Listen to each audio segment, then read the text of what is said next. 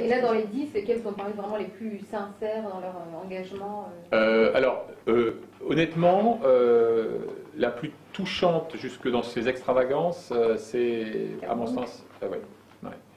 Parce que, sur Chantal Biya. Parce que moi, j'ai longuement discuté avec son amie la plus proche, qui elle aussi était désolée que le rendez-vous n'ait pas pu se faire comme convenu. Et elle me dit, écoutez, franchement, elle qui déteste les intrigues de cour, qui en fait l'indexe, comme on dit en Afrique depuis le début, c'est-à-dire qu'elle se sent en permanence jugée, jaugée, critiquée, objet de plaisanterie plus ou moins élégante, etc. Elle ne se sent jamais aussi bien que quand elle est perdue dans les gamins, dans l'orphelinat. Mais en même temps, elle est perdue. Elle sait d'où elle est, exactement. Mais en même temps, on revient à la réflexion d'avant sur sur l'appareil protocolaire. Elle a beau vouloir aller discuter avec les veuves, les gamins, etc. Il y a quand même les gardes du corps, les bagnoles, les gyrophares, etc., etc. Et ça avance. Et c'est vrai qu'elle avait invité Le Pen. Ah ben c'est totalement vrai. Totalement vrai. Mais là c'est la candeur, et puis soyons clairs, l'ignorance politique. Donc ce qui s'est passé, c'est que Jeannie Le Pen, donc l'épouse de Jean-Marie, a fait un voyage. Non, ça c'est Pierrette. Non, Playboy c'est Pierrette. Non, alto feu.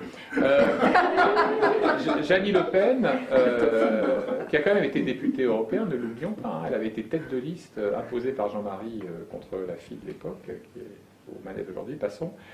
Elle a fait un voyage au Cameroun au nom du sort des populations pygmées de la forêt camerounaise. Et elle a été avec un certain Dieudonné Mbala Mbala. Bon.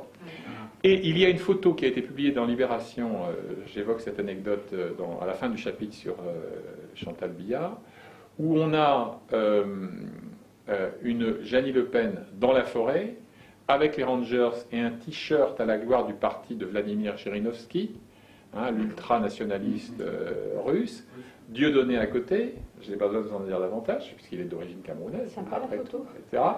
Et elle a eu l'accueil quasiment d'un chef d'État. Et c'est vrai que Chantal, qui est d'une maladresse insigne, et qui encore une fois n'a pas du tout ce type de logiciel politique, elle dit, ah oui, et puis, on le voit aux 20h du journal de la télévision, ça dit, et puis transmettez nos amitiés à votre mari et tous nos vœux de succès. C'était avant la présidentielle.